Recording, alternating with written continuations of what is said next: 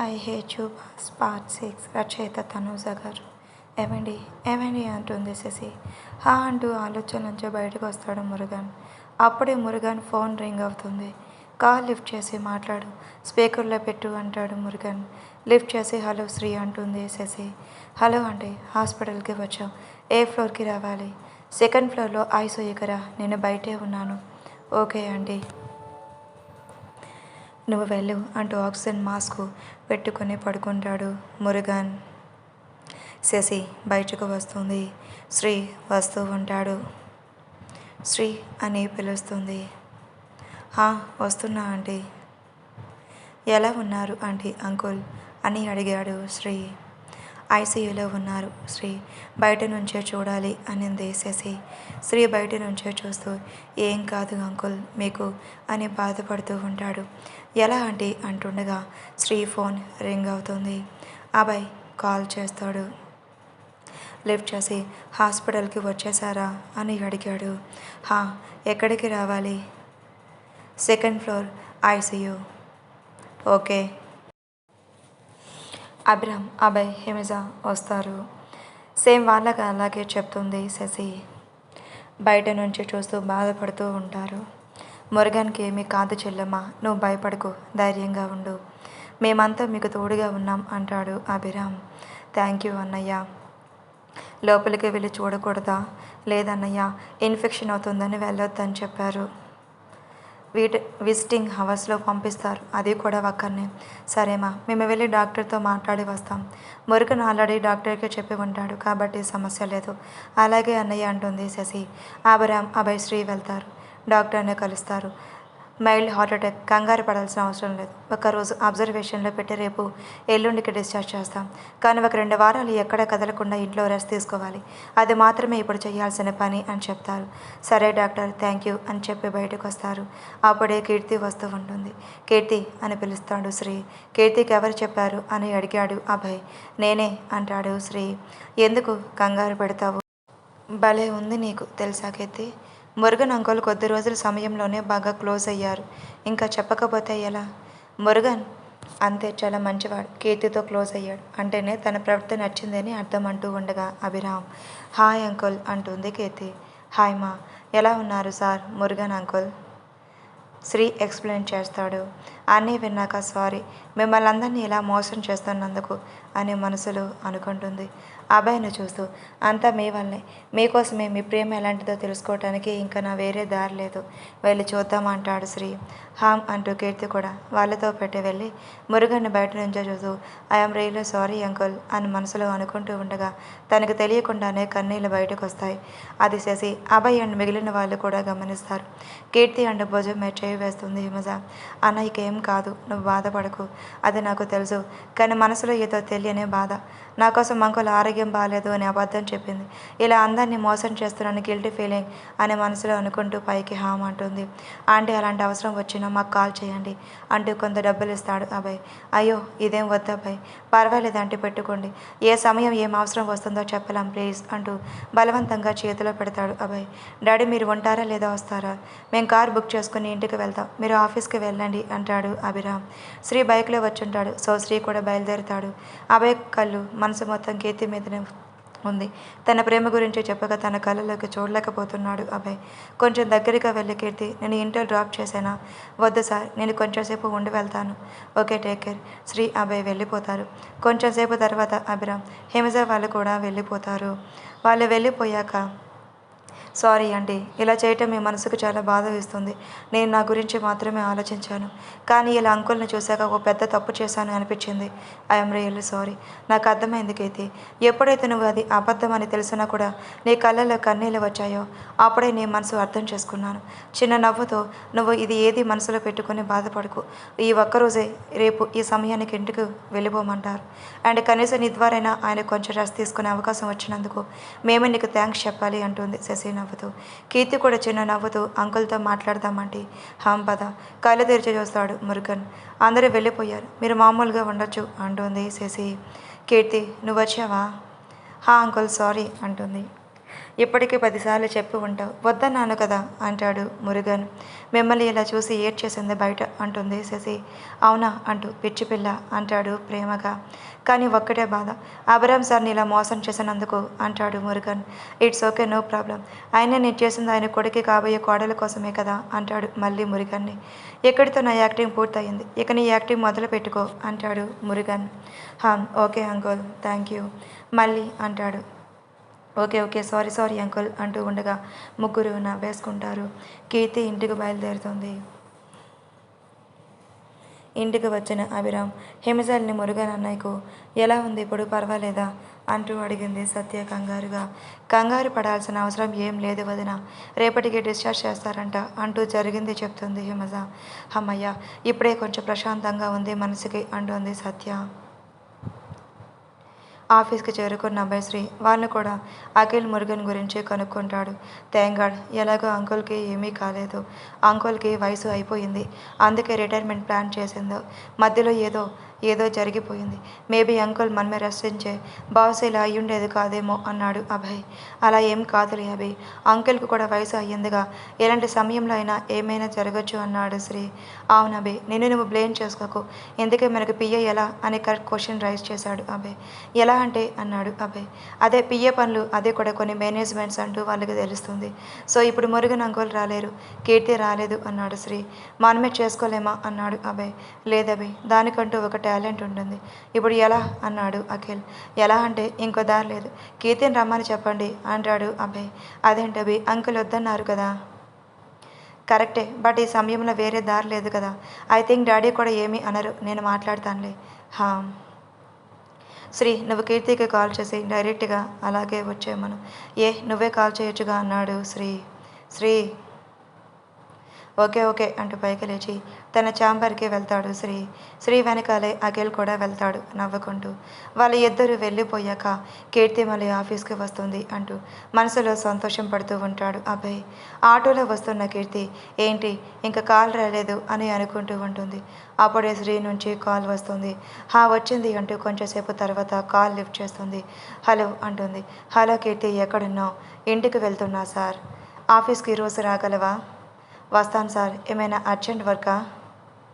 వచ్చాక చెప్తాను. Okay sir. కీర్తి నవ్వుకుంటూ కాల్ కట్ చేస్తుంది.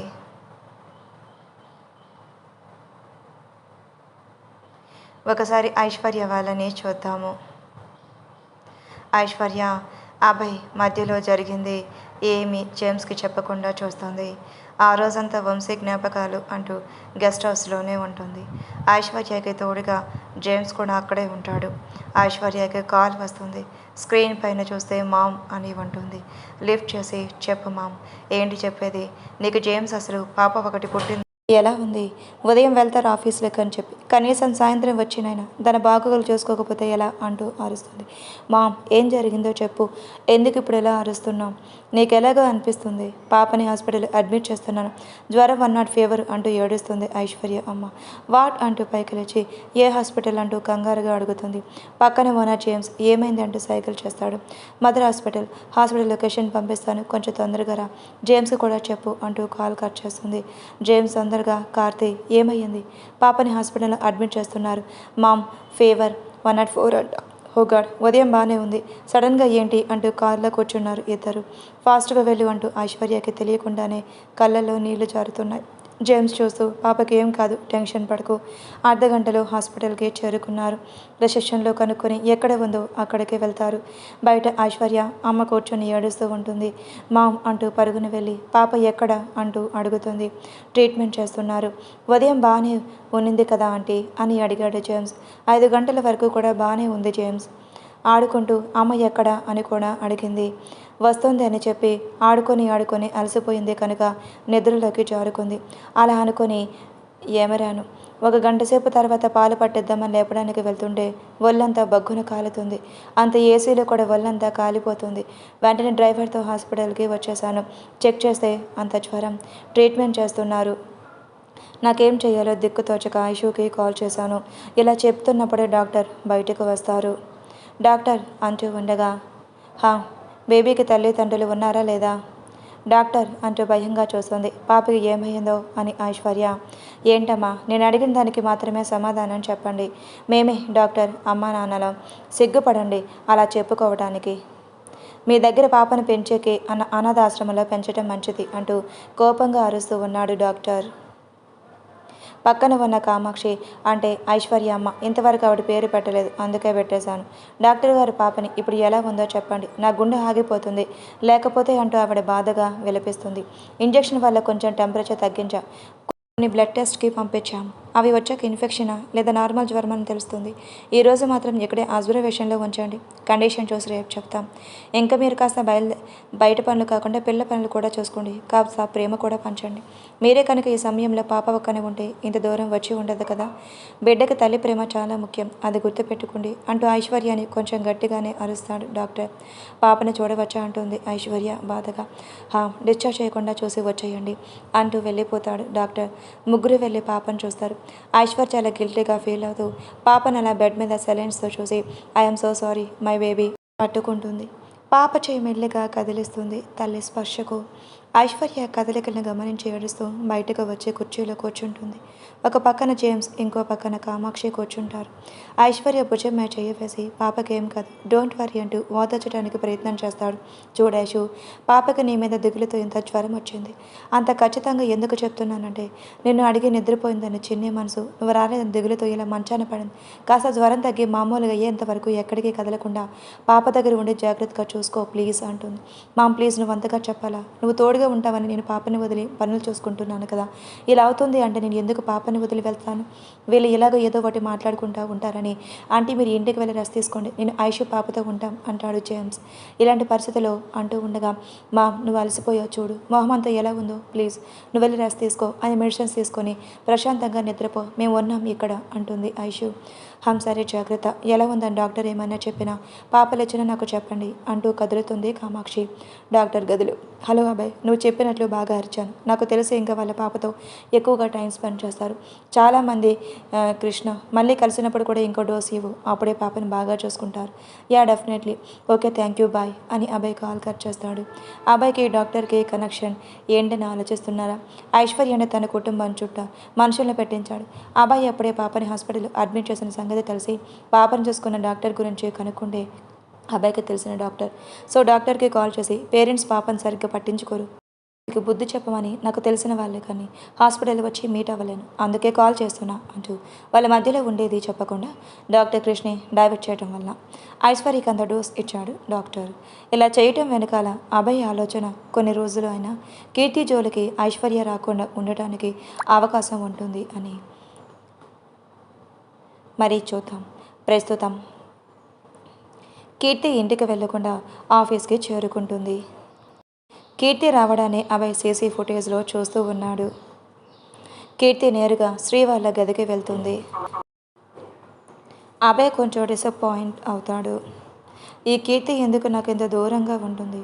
నా మనసులోకి వచ్చినంత ఈజీగా తన మనసులోకి నన్ను ఎందుకు పోనివ్వటం లేదు?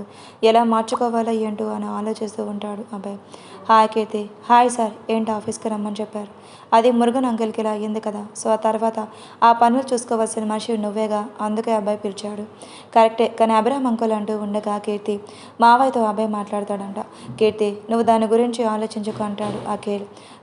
ఓకే సార్, ఒకసారి అబ్బాయిని వెళ్ళి కలువు కీర్తి అంటాడు శ్రీ. ఓకే సార్ అంటూ కదులుతూ ఉండగా, అవును నేను షాపింగ్ వచ్చిందనగా నీ ఫ్రెండ్ ఒక అమ్మాయి పేరు ఆ పేరు అంటూ ఉండగా అఖిల్. శ్రీజ సార్. శ్రీజ వెళ్ళిపోయిందా వాళ్ళ ఇంటికి? లేదు సార్, నా పెళ్ళి అయ్యేంత వరకు నాకు తోడుగా ఉంటుంది. ఓకే. ఏంటి సార్ ఎందుకు అడిగారు? ఆ కోతి మీతో ఏమైనా తప్పుగా ప్రవర్తించిందా? కీర్తి నువ్వెలా? ఏం లేదులే అంటాడు శ్రీ. ఓకే సార్ అంటూ గది దాటుతుంది కీర్తి. కొంచెమైనా బుద్ధి ఉందా? అలా నేరుగా అడిగేయటమేనా? ఇంకెలా అడగను? ఎవరిని అడిగి తెలుసుకోను? అక్కకి కూడా శ్రీజ ఫ్రెండే కదా, వాడిని అడగవచ్చుగా. ఐఎమ్ ఫర్గెట్ దట్ సారీ అంటూ మెలికలు తిరుగుతాడు అఖిల్. అయ్యో వెళ్ళి పని చూసుకో అంటే శ్రీ తన చైర్లో వెళ్ళి కూర్చుంటాడు. కీర్తి అబ్బాయి గది తలుపులు మెల్లిగా కొడుతూ మే ఐ కమిన్ సార్ అంటుంది. అది కీర్తి అని తెలుసు, ఎందుకంత దూరం? నీకు అడగకుండానే వచ్చే స్వతంత్రం ఉంది, కానీ ఉపయోగించుకో అనుకుంటూ కమిన్ అంటాడు అబ్బాయి. Good morning sir. కూర్చో. కీర్తి కూర్చుంటుంది. అది మురుగన్ అంకుల్కి అలా హెల్త్ సడన్గా బాగాలేకుండా పోయింది. సో అందుకే ఆఫీస్కి నువ్వు కంటిన్యూగా రావాలి. డాడీతో నేను మాట్లాడుకుంటాను. Okay sir. చెప్తున్నంతసేపు అభయ్నే చూస్తుంది కీర్తి. కానీ అభయ్ కీర్తి కళ్ళలోకి చూడలేక ల్యాప్టాప్లో ఏదో చెప్తున్నట్లు ఒక కంట కీర్తి చూస్తున్నాడు. ఎలా మాట్లాడాలి, ఎలా అభయ్ సార్ గురించి తెలుసుకోవాలి అని ఆలోచిస్తూ ఉంటుంది కీర్తి. అభయ్ చెప్పింది పూర్తి అవ్వకుండానే వెళ్ళిపోయే కీర్తి ఇంకా ఉంది. ఏంటి అని తన వైపు చూస్తాడు. ఏదో ఆలోచన ఉందని అర్థమవుతుంది. కీర్తి అని పిలుస్తాడు. చెప్పండి సార్. ఏం చెప్పాలి? చెప్పేశాను. విన్నావా లేదా అన్నాడు అభయ్. విన్నాను సార్. నేను వర్క్ వెళ్ళి చూసుకుంటాను. ఏమైంది? Are you okay? Yes I am okay sir. నేను వెళ్తాను అంటూ వెళ్ళిపోతుంది కంగారుగా. ఏంటి ఏమైంది కీర్తికి? బహుశా మురుగన్ అంకుల్ గురించి ఆలోచిస్తూ ఉంటుందేమో అనుకుని ప్రస్తుతానికి కీర్తికి ఐశ్వర్య ధర పెద్ద ప్రమాదాలు ఏమీ రాకూడదు అని వర్క్లో బిజీగా ఉంటాడు అభయ్. కీర్తి నేరుగా తన ఛాంబర్కి వెళ్ళడానికి వెళ్తుంటే హలో కీర్తి మేడం అంటూ ఒక పిలుపు. కీర్తి అక్కడే ఆగిపోయింది. ఒక 4-5 మంది ఆఫీస్ వాళ్ళు చుట్టూ చేరుతారు. హాయ్, అందరూ ఎలా ఉన్నారు? మేము బాగున్నాం మేడం. కంగ్రాట్స్, మీకు అభయ్ సార్కి మ్యారేజ్ ఫిక్స్ అయ్యిందంట కదా? Thank you. మీరు చాలా లక్కీ మేడం. అసలు అభయ్ సార్ ఈ జన్మలో ఎవరినైనా పెళ్లి చేసుకుంటారా? అసలు ఆలోచన ఉందా అని అనుకుంటున్నాం. కానీ ఎలాగో బొట్టలో పడేశారుగా అన్నారు. ఆ మాట వాళ్ళ కామెడీగా అన్న కీర్తి మనసులో ఏదోలా అయ్యింది. అసలు నేనే అభయ్ సార్ని పెళ్లి చేసుకుందామని అనుకుంటూ ఉన్నాను. కానీ సార్ ఎక్కడ? ఇంత అమ్మాయిల వైపు చూస్తే కదా అనింది.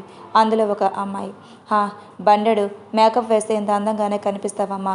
మా అబ్బాయికి ఎవరు ఎలాంటి వాళ్ళో బాగా తెలుసులే అంటూ అంతవరకు వాళ్ళ మాటలు విన్న శ్రీ ముందుకొస్తాడు.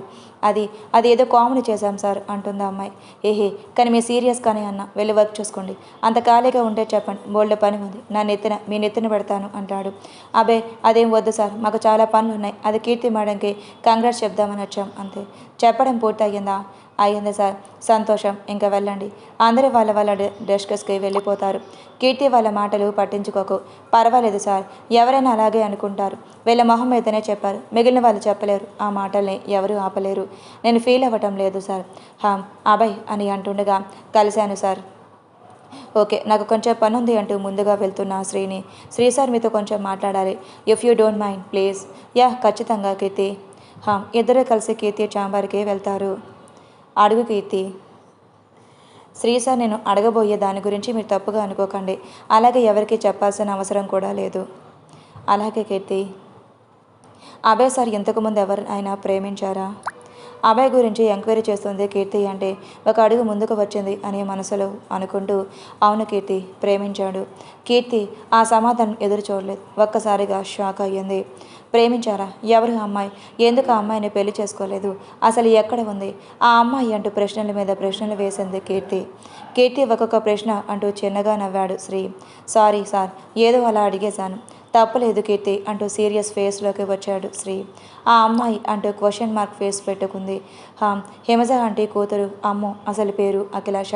అబ్బాయికి అమ్ముకి 8 సంవత్సరాల వయసు వ్యత్యాసం. అందుకే అబ్బాయికి అమ్మ ఉంటే ఎక్కడ లేని ప్రేమ కాదు, పిచ్చి అని కూడా చెప్పవచ్చు.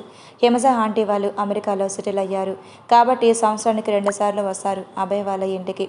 ఒకసారి సమ్మర్ హాలిడేస్కి, ఇంకోసారి అబ్బాయి బర్త్డేకి. హాలిడేస్ అందరూ వచ్చినా రాకపోయినా అబ్బాయి బర్త్డేకి మాత్రం అందరూ కంపల్సరీ వస్తారు. అలా అబ్బాయి బర్త్డేకి వచ్చిన అమ్ముకి వైరల్ ఫీవర్ వచ్చి చనిపోయింది 10 సంవత్సరాల వయసులో.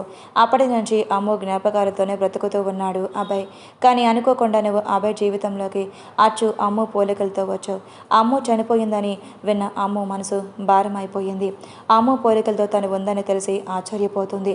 నాలో అమ్ము పోలికలు ఉన్నాయా? అవును కీర్తి, అది నువ్వు ఆఫీసులోకి చేరిన 2వ రోజే అభయ్ గుర్తించేశాడు. బహుశా అదేనేమో డెస్టినీ అంటే.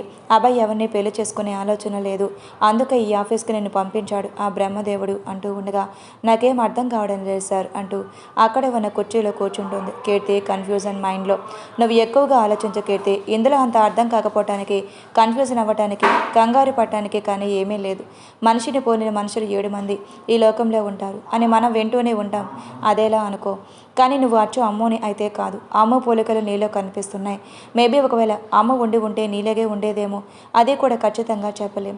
నీకు విషయం తెలుసా అక్క, అభి మాత్రమే కాదు వాళ్ళ ఇంట్లో అందరూ నువ్వు అమ్మోలా కనిపించావు. మళ్ళీ అమ్మున వాళ్ళ ఇంటికి తిరిగి నీ రూపంలో వచ్చిందని వాళ్ళు చాలా సంతోషపడుతున్నారు. కానీ సార్ అక్కి ఎప్పుడు నాతో ఇదేం చెప్పలేదు. వాడికి నేను అమ్మోలా కనిపించలేదా?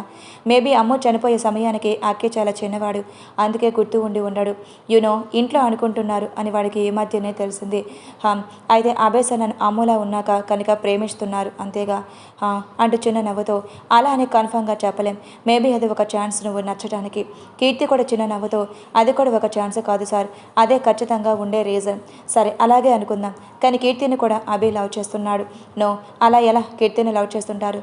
కీర్తిలో దాగి ఉన్న అమ్మునే కదా లవ్ చేస్తుంటారు. అలాగే అనుకుంటే నువ్వేం చేస్తావు? మీరే చెప్పండి సార్, నేనేం చేయాలో? నాలో ఉన్న ఇంకో అమ్మాయిని ప్రేమిస్తున్న వ్యక్తిని నేను ఎలా ప్రేమించగలను?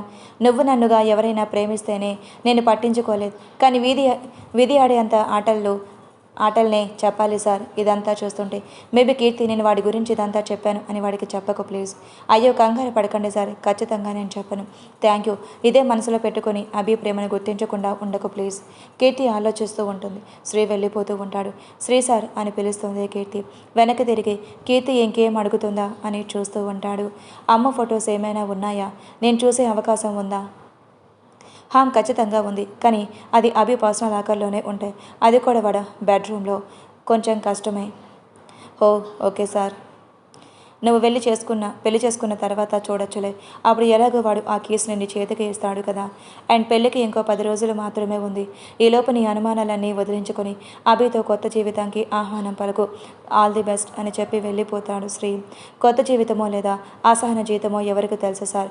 అమ్మ ఫోటో ఎలాగైనా చూడాలి నేను, కానీ ఎలా? అలా ఆలోచిస్తూ ఉండగా అభయ్ నుంచి కాల్ వస్తుంది. లిఫ్ట్ చేసి హెల్ప్ సార్ అంటుంది. కీర్తి ఫైల్ తీసుకునిరా. Okay sir. కీర్తి ఫైల్ తీసుకొని వెళ్తుంది. అభయ్ సీరియస్గా ఫైల్ చెక్ చేస్తూ ఉంటే కీర్తి అభయ్ని గమనిస్తూ ఉంటుంది. అభయ్ తన వైపు చూడను కూడా చూడలేదు. అభయ్ మాత్రం ఫైల్ మీదనే ఫుల్ కాన్సన్ట్రేషన్ చేస్తున్నాడు. కీర్తి కనుబొమ్మల దగ్గర చేసుకుని మీరు నన్ను ఎందుకు ప్రేమిస్తున్నారు అని అడిగింది. అభయ్ షాక్ అవుతూ కీర్తిని చూస్తాడు. అభయ్ చూసిన వెంటనే కీర్తి కళ్ళ చూపులు కిందకి జారుతాయి. ఏంటి?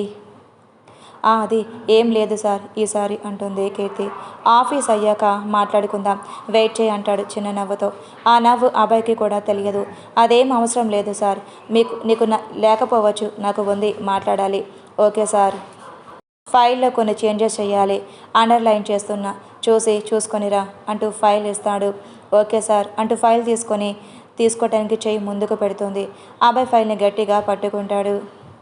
అభయ్ వైపు చూస్తుంది కీర్తి. అభయ్ చిన్న నవ్వుతో ఏంటి బలం లేదా అంటూ కళ్ళు పెద్దవి చేసి చూస్తూ గట్టిగా లాగుతుంది. రాదు.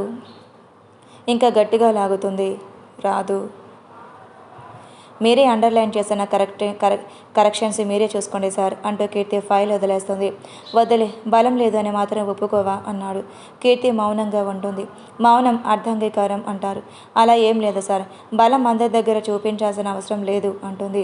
కీర్తి సీరియస్ అవుతుంది అని అర్థం చేసుకున్న అభయ్ ఫేస్లో నవ్వుపోయి సారీ ఇదిగో అంటూ ఫైల్ చేతికిస్తాడు. తీసుకుని తన గదికి వెళ్ళి ఫైల్లో ఉండే కరెక్షన్స్ చూస్తూ ఉంటుంది. సరదాగా కొంచెం సేపు కూడా ఉండనివ్వదు రాక్షసి. ఎలా మార్చుకోవాలో. అత్తయ్య వేరే, కీర్తి సంతోషంగా అడుగు పెడితే బాగుంటుంది అనింది. ఈ రాక్షసుని చూస్తే ఇలా అంటూ తనలో తానే మాట్లాడుకుంటూ ఉంటాడు. ఐశ్వర్య పాపని అడ్మిట్ చేసుకున్న హాస్పిటల్లో నెక్స్ట్ ఉదయం అంటే సేమ్ అభయ్ మురుగన్ హాస్పిటల్లో అడ్మిట్ అయిన రోజే ఉదయం 9 గంటలకు పాపకి మెలకువ వస్తుంది. అంతవరకు జ్వరం తగ్గుతూ మళ్ళీ ఎక్కుతూ ఉండటంతో పాపకి మెలకువ కూడా రాదు. సెలైన్స్ ఎక్కుతూ ఉంటాయి. ఇంజెక్షన్ 4 గంటలు ఒకసారి వేస్తూ ఉన్నారు. గ్రానీ అంటూ తన అమ్మమ్మని కలవరిస్తూ ఉంటుంది పాప. డాక్టర్ చెక్ చేసి బయటకు వస్తారు. ఐశ్వర్య జేమ్స్ అక్కడే. డాక్టర్ ఏం చెప్తారని బయట ఎదురు చూస్తూ ఉంటారు. బయటకు వచ్చిన డాక్టర్ గ్రానీ అని కలవరిస్తుంది పాప. ఎవరు అని అడిగాడు. అమ్మమ్మ డాక్టర్. అమ్మ అని కలవరించాల్సిన పాప గాని అని కలవరిస్తుంది. గ్రేట్. ఆమెని పిలిపించి పాప దగ్గర ఉండమని చెప్పండి. మేము పాపను చూడవచ్చా డాక్టర్? కానీ డిస్టర్బ్ చేయకండి, ఇంకా పూర్తిగా కోలుకోలేదు అని అన్నారు. ఓకే డాక్టర్ అంటూ పాపను చూస్తూ ఐఎమ్ సారీ దివి, ప్లీజ్ లేచి ఒకసారి ఈ అమ్మను చూడు అంటూ మనసులోనే ఏడుస్తూ బాధపడుతూ ఉంటుంది ఐశ్వర్య. మేడం, ఈ మెడిసిన్స్ పాపకు తీసుకుని రావాలి అని ఒక స్లిప్ ఇచ్చింది నర్స్. ఓకే అంటూ స్లిప్ తీసుకుంటూ, జేమ్స్ నేను మెడిసిన్స్ తీసుకొని వస్తాను, నువ్వు అమ్మకి కాల్ చేసి రమ్మని చెప్పు. నేను వెళ్ళి తీసుకొని వస్తాను, నువ్వు ఎక్కడే కూర్చో. నా వల్ల కావడం లేదు, అందుకే వెళ్తున్నా. సరే జాగ్రత్త అంటూ జేమ్స్ తన అత్తయ్యకి కాల్ చేస్తుంటాడు. ఐశ్వర్య మెడిసిన్స్ కోసం వెళ్తుంది. అప్పటికే సమయం 10 గంటలయ్యింది. ఐశ్వర్య లైన్లో ఉండి మెడిసిన్స్ తీసుకొని పాప దగ్గరికి వెళ్ళబోతుంటే కీర్తి అప్పుడే హాస్పిటల్లో ఎంట్రీ ఇవ్వడం చూసింది. కీర్తిని చూడగానే కళ్ళు పెద్దవి చేసుకొని కోపంగా చూస్తూ ఇది ఇక్కడ ఏం చేస్తుంది అంటూ తనని ఫాలో అవుతుంది. కీర్తి వెళ్ళడం అక్కడ అబ్బాయి కూడా ఉండటం గమనించి ఐశ్వర్య అబ్బాయి వైపు కూడా కోపంగా చూస్తూ ఉంటుంది. అప్పుడే ఐశ్వర్య ఫోన్ రింగ్ అవుతుంది. జేమ్స్ వస్తున్నా అంటూ కాల్ కట్ చేసి వాళ్ళనే గమనిస్తూ ఉంటుంది. మళ్ళీ జేమ్స్ కాల్. ఇంకా ఇక్కడ ఉండటం కరెక్ట్ కాదు, ముందు పాప బాగా అవ్వనివ్వండి, అప్పుడు చెప్తాను మీ సంగతి అంటూ మనసులో అనుకుంటూ ఐశ్వర్య వెళ్ళిపోతుంది. మెడిసిన్స్ నర్స్కి ఇస్తుంది. కామాక్షి హాస్పిటల్కి చేరుకుంటుంది. పాపకి మెలకువ వచ్చింది. మళ్ళీ గ్రాని అని కళ్ళు తెరిచి పిలిచింది. డాక్టర్ పాపను చెక్ చేసి ముగ్గురిని లోపలికి పిలుస్తారు. కామాక్షిని చూడగానే పాప గ్రాని అంటూ పైకి లేవడానికి ప్రయత్నం చేస్తుంది. ఆహా అంటూ వద్దు అని తల ఊపుతూ దియ కన్నా ఎలా ఉన్నావంటూ తల నిమురుతూ అడుగుతుంది కామాక్షి. వచ్చేరని ముద్దు మాటలతో బాధున్నా అని చెప్తుంది. పాప ఇప్పుడు కొంచెం బాగానే ఉంది, రూమ్కి షిఫ్ట్ చేస్తాం అని చెప్పారు డాక్టర్. మమ్మీ డాడీ అంటూ ఇద్దరి వైపు పిలుస్తుంది పాప. దియ అంటూ వెళ్ళి గట్టిగా హత్తుకుంటుంది ఐశ్వర్య. మధ్యాహ్నం లంచ్కి అభయ్ కీర్తిని బయటికి తీసుకుని వెళ్తాడు. ఇద్దరు కారులో వెళ్తూ ఉంటారు. కీర్తి అమ్మ గురించి ఆలోచిస్తూ ఉంటుంది. ఎలా తెలుసుకోవాలి? పోనీ అభయ్ సార్ని అడుగుదామంటే ఎవరు నీకు చెప్పారని అడుగుతారు. శ్రీ సార్ ఏమో చెప్పొద్దు అని చెప్పారు. ఇప్పుడు ఎలా అని ఆలోచిస్తూ ఉంటుంది. ఏం ఆలోచిస్తున్నావు అంత డీప్గా? ఏం లేదు సార్. ఏం లేదా? నేను చూస్తుంటేనే తెలుస్తుంది ఏదో చాలా డీప్గా ఆలోచిస్తున్నావని. నేను ఒక ప్రశ్న అడుగుతాను, మీరు నిజం చెప్తారా లేదా అని ఆలోచిస్తున్నాను సార్. ఏంటి మళ్ళీ ఎందుకు నన్ను పెళ్లి చేసుకోవాలి అనుకుంటున్నారు అని అడుగుతావా? అదే చెప్పారు కదా నన్ను ప్రేమిస్తున్నారని. మళ్ళీ ఆ ప్రశ్న అడగడానికి నేనేం పిచ్చిదాన్ని కాదు సార్. సీరియస్ అవ్వకైతే జస్ట్ ఏదో కామెడీ కోసం అలా మాట్లాడాను. నేను అర్థం చేసుకోవడానికి ప్రయత్నం చేస్తున్నా, నీతో మామూలుగా ఉండటానికి ప్రయత్నం చేస్తున్నాను. నువ్వు కోపం తగ్గించుకు నన్ను అర్థం చేసుకోవడానికి మామూలుగా మాట్లాడడానికి ప్రయత్నం చేస్తే మనం ఈ 10 రోజుల్లో కనీసం సరదాగా మాట్లాడుకోవడానికైనా ఇబ్బంది పడకుండా ఉంటాం. మనకు పెళ్లి జరగబోతుంది అన్నాడు అభయ్. అదే నాకు ఇష్టం లేకపోతే 1 సంవత్సరం తర్వాత డివోర్స్ ఇస్తాను అన్నారుగా అనింది కీర్తి. అభయ్ కార్ సడన్గా ఆపేసి కీర్తి వైపు అలా చూస్తూ ఉంటాడు. కీర్తి కూడా అలా చూస్తూ ఉంటుంది. అదే మెయిన్ రోడ్ అవ్వటం వల్ల వెనకాల కార్స్ హారన్ చేస్తూ ఉంటారు. ఆ శబ్దం కూడా అభయ్ చెవిలో పడలేదు. సార్ వెనకాల అంటూ చెప్పగా మెరిలా చూసి డోర్స్ గ్లాసెస్ ఓపెన్ చేస్తూ సారీ అని వెనకాల వాళ్ళకి చెప్తూ కార్ స్టార్ట్ చేస్తాడు. నువ్వు అడగాలి అనుకున్న ప్రశ్న ఇదేనా? నేను 1 year తర్వాత డివోర్స్ ఇస్తానో లేదో అని. ఖచ్చితంగా ఇస్తాను. అప్పటికి నేను అంటే నీకు ఇష్టం లేదు అంటే, నాతో ఉండటం నీకు నచ్చటం లేదు అంటే, నీ జీవితంలో నేను ఉండకూడదు అనుకుంటే ఖచ్చితంగా ఇస్తాను అంటూ ఎమోషనల్గా మాట్లాడుతాడు అభయ్. అభయ్ ఎమోషన్స్ కీర్తి అర్థం చేసుకుంటుంది. ఐఎమ్ సారీ సార్, నేను ఆ ఉద్దేశంతో అనలేదు, ఏదో అలా వచ్చేసింది అంటుంది కీర్తి. పర్వాలేదు కీర్తి, కానీ నేను అడగాలి అనుకున్న ప్రశ్న అది కాదు అని అంటుంది. రెస్టారెంట్ వచ్చింది, టేబుల్ దగ్గర మాట్లాడుకుందాం. కార్ పార్కింగ్ చేసేసి ఇద్దరు వెళ్తూ ఉంటారు. పక్కపక్కన నడుస్తూ ఉన్న ఇద్దరి మధ్యలో చాలా దూరం మెయింటైన్ చేస్తున్నారు కాదు, మెయింటైన్ అవుతుంది. అలా అభయ్ ఆల్రెడీ బుక్ చేసిన టేబుల్ దగ్గరికి వెళ్ళి కూర్చుంటారు. కూర్చుండగా కీర్తి చూపులు కొంచెం దూరంగా ఉన్న ఇంకో టేబుల్లో కూర్చున్న ఇద్దరు మనుషులు, ఒక అబ్బాయి ఒక అమ్మాయి, ఒకే కూల్ డ్రింక్లో 2 స్టాల్ వేసుకుని వాళ్ళు మాత్రమే అక్కడ ఉన్నారు. వాళ్ళ చుట్టూ ఎవరూ లేనట్లు కళ్ళలో కళ్ళు పెట్టుకొని చూసుకుంటున్నారు. వాళ్ళని చూసి కీర్తి షాక్ అవుతుంది, కంగారు కూడా పడుతుంది. ఎందుకంటే అక్కడ కూర్చొని ఉండేది మన అక్షయ్ బాబు. ఆ కే అని మనసులో అనుకుంటూ అలా చూస్తూ ఉంటుంది. ఏమైంది కీర్తి, చైర్ బాగాలేదా? అదేం లేదు కూర్చుంటున్నా అంటూ కంగారుగానే కూర్చుంటుంది.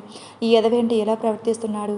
ఆయన ఈ అమ్మాయి ఎవరు? మనం ఎప్పుడు చూడలేదే అని అనుకుంటూ ఉండగా, ఏ కీర్తి, ఇప్పుడు నువ్వు ఎవరు ఆ అమ్మాయి అని ఆలోచిస్తూ ఉంటే అభయ్ చేతికి రెడ్ హ్యాండెడ్గా దొరుకుతాడు అని కీర్తి మనసులోనే ఇంకో కీర్తితోనే మాట్లాడుతుంది. అవునవును, ముందు అక్కి ఇక్కడి నుంచి వెళ్ళాలి. ఎలా అంటూ కాల్ అయ్యే అదే ఇక్కడుండే అభయ్ సార్ ఉన్నారే, ఆ ఐడియా అంటూ వాట్సాప్లో మెసేజ్ పెడుతుంది. రే అక్కి, మంకీ, నువ్వున్న రెస్టారెంట్లో నేను మీ అన్నయ్య ఉన్నాం. నేను నిన్ను చూశాను. ఒకే స్టాల్లో నువ్వు ఆ అమ్మాయి కూల్ డ్రింక్ తాగిందే చాలు, ఇంకా వదిలేసి మిగిలింది మీ అన్నయ్య చూడక ముందే వెళ్ళు అంటూ. కానీ మన అక్షయ్ బాబుకి ఆమె ఏ మెసేజ్ శబ్దం ఎక్కడ వినిపిస్తుంది? ఒకవేళ వినిపించకుండా చూడలేదు. కీర్తికి టెన్షన్ పెరుగుతుంది. ఏం చేయాలి? ఒకవేళ అభయ్ సార్ అక్కిని ఇలా చూస్తే తప్పుగా అనుకుంటే ఇద్దరి మధ్యలో అభిప్రాయ భేదాలు వస్తాయి. అయ్యో అయ్యో అయ్యయ్యో అంటూ మనసులోనే అనుకుంటూ ఉంటుంది. అప్పటి వరకు మౌన లిఫ్ట్ చేస్తున్న అభయ్ కీర్తిని చూస్తాడు. కీర్తితో టెన్షన్ పడుతుండడం తన మొహంలో క్లియర్గా తెలుస్తుంది. ఏమైంది అని అడిగినా చెప్పదు. కనీసం ఫుడ్ మెనూ ఇచ్చిన డైవర్ట్ చేద్దామని అనుకుంటూ, కీర్తి ఏం కావాలో నువ్వే ఆర్డర్ చేయి అంటాడు. అదే మీకు తెలుసుగా సార్, మీరే చేయండి. నేను అంటూ ఎలా చెప్పాలో తెలియక మదన పడుతుంటే, you want to go washroom? Correct. What? Nothing sir, నేను వాష్రూమ్కి వెళ్ళొస్తాను అంటూ హ్యాండ్ బ్యాగ్ తీసుకుని వెళ్తుంది. అభయ్ చిన్నగా నవ్వుకుంటూ బేరర్ని పిలుస్తాడు. బేరర్ వచ్చి ఆర్డర్ తీసుకుని వెళ్తాడు. అభయ్ ఫోన్ చూసుకుంటూ ఉంటాడు. కీర్తి వాష్రూమ్లోకి వెళ్ళి ముందు మొబైల్ తీసి అక్షయ్కి కాల్ చేస్తుంది. అక్షయ్ ఫోన్ రింగ్ అవుతూ ఉంటుంది. అబ్బాయి ఎవరు ఈ టైంలో? డిస్టర్బెన్స్ అంటూ ఒక నిమిషం లాస్య అంటూ ఫోన్ పైన స్క్రోల్ అవుతున్న పేరు చూస్తూ కీర్తి ఎందుకు ఎప్పుడు చేస్తుంది అనుకుంటూ కాల్ లిఫ్ట్ చేస్తాడు. రే యదవా, ఏ మెసేజ్ పెట్టానో చూడకుండా ఎంతసేపు కూల్ డ్రింక్ తాగుతూనే ఉంటావా అని తిడుతుంది. కీర్తి, ఏం మాట్లాడుతున్నా? నేను కూల్ డ్రింక్ ఏంటి, నేను మ్యూజిక్ క్లాస్లో ఉన్నాను అంటూ చుట్టూ చూస్తున్నాడు. ఇంత కరెక్ట్గా చెప్తున్నా, నేను ఆ మ్యూజిక్ క్లాస్లోనే ఉన్నాను మంకీ. నువ్వు మ్యూజిక్ క్లాస్లోకి ఎందుకు వచ్చావు? రే మంకీ, నేను మీ అన్నయ్య నువ్వు రెస్టారెంట్లోకి వచ్చాము. అక్షయ్ ఒక్కసారిగా కళ్ళు గుడ్లు పెద్దవి చేసి వాట్ అంటూ చిన్నగా మాట్లాడుతూ బిక్కబిక్కమని చూస్తూ ఉంటాడు చుట్టూ. కీర్తి, ఏం మాట్లాడుతున్నావు? అవునరా, నేను నిన్ను చూశాను. నువ్వు నీ లవర్ని ఒకే కూల్ డ్రింక్ అంటూ ఉండగా ఓకే, అర్థమయ్యింది. ఇప్పుడు ఎక్కడి నుంచి మాట్లాడుతున్నావు? నేను వాష్రూమ్లో నుంచి మాట్లాడుతున్నాను. ముందు నువ్వు రెస్టారెంట్లో నుంచి మీ అన్నయ్య కంట్లో పడకుండా బయటకు వెళ్ళు. Okay, thank you. దీనికేం తక్కువ లేదు. కోప్పడికే, నీకు చెప్పలేదు అనేగా. నీ లెక్క మళ్ళీ చూస్తాను, నువ్వు వెళ్ళి ముందు అంటుంది కీర్తి. వెంటనే విషయం తన లవర్కి చెప్పి అక్షయ్ కర్చీఫ్ కట్టుకుని బిల్ పే చేసి బయటకు వెళ్ళిపోతారు. కీర్తి వాష్రూమ్లో నుంచి బయటకు వచ్చి కుర్చీలో కూర్చుంటూ అక్షయ్ వెళ్ళటం చూసి అమ్మయ్య అనుకుంటుంది. Keerthi, are you okay? Yes sir, I am okay. Food order పెట్టేశాను. నువ్వేదో ప్రశ్న అడగాలి అన్నావు. అవును సార్. అడిగితే మీకు అమ్ముని జ్ఞాపకం చేసినట్లు అవుతుంది. వద్దులేండి, ముందు లంచ్ తిన్నాక మాట్లాడతాను అని మనసులో అనుకుంటూ ఉండగా, ఏంటి మళ్ళీ ఆలోచనల్లో పడ్డావు? అదేం లేదు సార్, ముందు లంచ్ చేద్దాం, ఆకలిగా ఉంది. తర్వాత అలా బయట పార్కు ఉందిగా, అక్కడ కూర్చొని మాట్లాడుకుందాం. ఓకే, నీ ఇష్టం. ఫుడ్ అంతా వస్తుంది. ఆ ఫుడ్ చూడగానే ఇద్దరికి ఎందుకు సార్ ఎన్ని ఐటమ్స్? అన్నీ క్వాంటిటీ తక్కువగానే ఉంటాయి కీర్తి, అన్నీ ట్రై చేయి. ఉఫ్ అని గాలి ఒక్కసారిగా తీసుకుంటూ వదులుతుంది. అబ్బాయి పెదవులపై చిన్న చిరునవ్వు. ఫుడ్ తినడం మొదలు పెడతారు. శ్రీజ కీర్తిని ఏమైనా అడిగావా? ఎక్కడ అక్క, నైట్ బాగా టైర్డ్గా ఉండి నిద్రపోయాను. ఇదేమో ఉదయం అలా హాస్పిటల్కి అని వెళ్ళి ఇలా ఇప్పుడు ఆఫీస్కి కూడా వెళ్ళి ఈవినింగ్ వస్తానని చెప్పింది.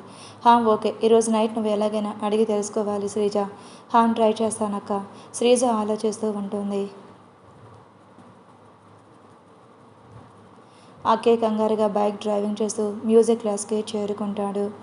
అక్కి, ఏమైందని రెస్టారెంట్ నుంచి అడుగుతున్నా, ఏంటి ఏమీ చెప్పవు? లాస్య మా అన్నయ్య కాబోయే వదిన అదే రెస్టారెంట్కి వచ్చారు. వాట్? అవును, నీకెలా తెలుసు? కీర్తి కాల్ చేసింది. ఓ, నీ కాబోయే వదిన నీ ఫ్రెండ్ కీర్తి అనే కదా? అవును, తనే మనల్ని చూసి కాల్ చేసింది. Okay, she saves has. Okay, వెళ్దామా? పద క్లాస్కి. ఓకే అంటూ ఇద్దరు క్లాస్కి వెళ్తారు. కీర్తి, అభయ్ ఒకరితో ఒకరు నేరుగా ఏం మాట్లాడుకోలేదు, కానీ మనసులో మాత్రం చాలానే మాట్లాడుకుంటూ లంచ్ అయితే తినడం కంప్లీట్ చేశారు. బిల్ పే చేసేసి అక్కడే ఉన్న పార్కులో కూర్చుంటారు. కీర్తి పక్కన ఒక 2 సంవత్సరాల వయసు ఉన్న పాప ఉయ్యాల ఊగుతూ ఉంటే ఆ పాపనే చూస్తూ ఉంది. కీర్తి, ఏదో మాట్లాడాలి అన్నావు. మాట్లాడతాను. ఆ పాపను చూసారా? కల్మషం లేని ఆ నవ్వు, ఆ ఉయ్యాల ఊగుతూ ఉంటే మనసులో తెలియని సంతోషం. మళ్ళీ తిరిగి ఆ వయసుకు వెళ్ళిపోవాలనిపిస్తుందో నాకు అంటుంది. చెప్తున్నంతసేపు కీర్తిని చూస్తూ ఆ చిన్న పాపనే నవ్వులోనే కాదు, ఇప్పుడు నువ్వు నవ్వుతున్న ఆ చిన్న చిరునవ్వులో కూడా కల్మషం లేదు. ఆ మాటకి కీర్తి అభయ్ వైపు చూస్తుంది. నిజమే చెప్తున్నా. కీర్తి ఏం మాట్లాడదు. సరే వదిలే, ఏదో క్వశ్చన్ అడుగుతాను అన్నా. మీరు ఇంతకుముందు ఎవరినైనా ప్రేమించారా? సూటిగా కీర్తి ఆ ప్రశ్న అడిగేసరికి ఒక్కసారిగా అమ్మ మొహం కళ్ళ ముందు మెదలటం మొదలవుతుంది. జ్ఞాపకాలు గుర్తుకు వస్తున్నాయి. అభయ్ మొహం ఒక రకమైన బాధగా మారింది. గుండె బరువు ఎక్కింది.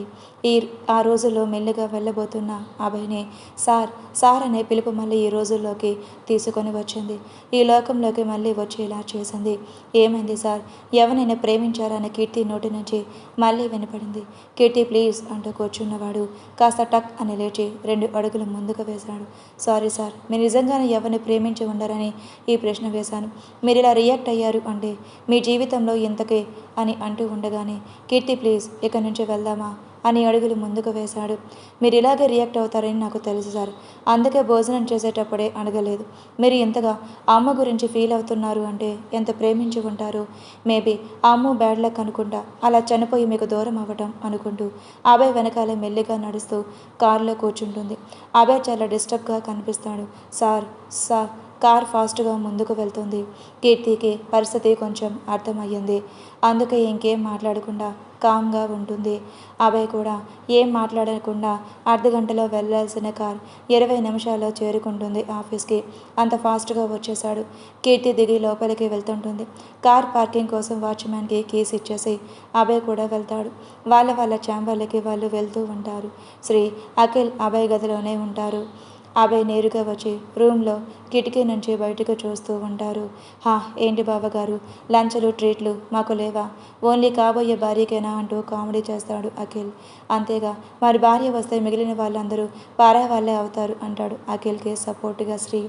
అక్కడిద్దరు చేసే తప్పు ఏంటంటే అభయ్ మండి ఎలా ఉందని తెలుసుకోకుండా మాట్లాడటం. అప్పుడే నీకు పెళ్లి చూపులు జరుగుతున్నాయి. ఎవరైనా ఫిక్స్ అయ్యారు అంటే నువ్వు కూడా ఇలా లంచ్లకి షాపింగ్కి వెళ్ళిపోతావు. అప్పుడు నేను ఒక్కడినేగా ఒంటరి అంటూ ఏకాకిలాగా అన్నమాట అంటూ ఉండగా షటప్ గాయస్ అంటూ పక్కన ఉన్న ఫైల్స్ తీసి కింద పడేస్తాడు. వాళ్ళ మాటలకి విరక్తి చిరాకు అనిపిస్తుంది. ఇద్దరు ఒకరి ముఖాలు ఒకరు చూసుకుంటూ కూర్చున్న వాళ్ళు కాస్త పైకి లేస్తారు. ఏమైంది అభి అని అడిగారు శ్రీ కీర్తితో అంటూ ఉండగా అఖిల్ మీరెవరినైనా ప్రేమించారా అని అడుగుతుంది అంటాడు అభయ్. వాట్ అన్నాడు అఖిల్. హా, ఏమని చెప్పేది, ఎలా చెప్పేది సమాధానం? శ్రీకి అర్థమయ్యింది. అమ్మ గురించి కీర్తి తెలుసుకోవాలి అనుకుంటుంది. కానీ ఎందుకు? కీర్తి అమ్మ చనిపోయి చాలా సంవత్సరాలు అవుతుంది. ఇప్పుడు మళ్ళీ గుర్తు చేయకు ప్లీజ్ అని మనసులో అనుకుంటూ ఉంటాడు శ్రీ. కీర్తి చాలా అప్సెట్గా ఉంటుంది. అనవసరంగా అడిగానా అభయ్ సార్ని? అడిగి బాధ పెట్టాను. అయినా నీకెందుకే కీర్తి ఇంత నోటితోలా? కాస్త కుదురుగా ఉండవే. అమ్మ చనిపోయిందని శ్రీ సార్ చెప్పారు కదా, మరి ఇంకెందుకే అలా అడిగి డిస్టర్బ్ చేసి మానిపోయిన గాయానికి మళ్ళీ గాయం చేస్తావు? మర్చిపోయిన గతాన్ని మళ్ళీ గుర్తు చేసి పిచ్చా నీకు అని ఒక పక్కన మనసు చెప్తూ ఉంటే ఆయన అడిగితే తప్పేముంది? తన కాబోయే భార్యని నువ్వు అతని గురించి అన్నీ తెలుసుకోవాలి కదా. తన మరదని ప్రేమించాడు కానీ చనిపోయింది, కానీ ఎంతగా తను ప్రేమించాడు. ఆ మనసులో ఉన్న అమ్మో జ్ఞాపకాలు, తన నిజమైన మొహం, ఇవన్నీ నీకు తెలియాలి కదా అని ఇంకోవైపు ఇంకో మనసు చెప్తూ ఉంటే కీర్తి చేసిందే తప్ప కాదా అనే గజిబిజిలో కీర్తి ఆలోచనలు వేగంగా వెళ్తున్నాయి. అభి ఎందుకు అంత కోపం పడతావు? ఇవన్నీ చాలా కామన్ రా ఇప్పుడు. పెళ్ళి అంటే ఒకరి గురించి ఒకరు తెలుసుకోవాల్సిన ఇలా అంటూ ఉండగా శ్రీ అవును నిజమే, నువ్వు చెప్పేది నిజమే. కీర్తి నన్ను అడగటంలో తప్పలేదు. అందుకు నేను కోపంగా లేను. మరెందుకు అని అనుకుంటున్నావురా? కీర్తిని అమ్ము అని తెలిసి కూడా తను చెప్పలేకపోతున్నందుకు అంటాడు. అభయ్ కళ్ళలో వస్తున్న కన్నీళ్లకు స్వేచ్ఛనిస్తూ ఇద్దరు షాక్ అవుతారు. ఏంటి అభి నువ్వు చెప్పేది అన్నారు ఇద్దరు ఒకేసారి కోరస్గా. అభయ్కి అప్పుడే ఏం చెప్పాడు అర్థమయ్యింది. చెప్పేశానా, షిట్ అనుకుంటూ ఉన్నాడు మనసులో. అభి నిన్నే అడిగేది, కీర్తినే అమ్మునా? అవును, కీర్తినే అమ్ము, అమ్మునే కీర్తి. ఇద్దరికి ఒక ఒక్కసారి మైండ్ బ్లాంక్ అయ్యింది. నిజంగానేనా అని అనుమానం. లేదవి, నువ్వు కీర్తిని అమ్మలాగా అనుకుంటున్నావు కాబట్టి అలా అనిపిస్తుంది నీకు. లేదు, నాకు ఖచ్చితంగా తెలుసు. నేను కీర్తిని అమ్మలాగా ఊహించుకోలేదు. అదే నిజం. మాకేమీ అర్థం కావడం లేదు అభి. అమ్ము ఫేవర్తో అంటూ ఉండగా అఖిల్, ఫేవర్ కాదు, ఇంకొకటి. ఆ ఇంకొకటి ఏంటి అని మీరిద్దరికీ తెలుసు. అది అది అభి నీకు అంటూ తడబడుతుంటాడు అఖిల్. నాకన్నీ తెలిసింది అఖిల్. కానీ మీకు తెలియని విషయం ఏంటంటే ఆ రోజు చనిపోయింది మన అమ్మ కాదు, వేరే అమ్మాయి.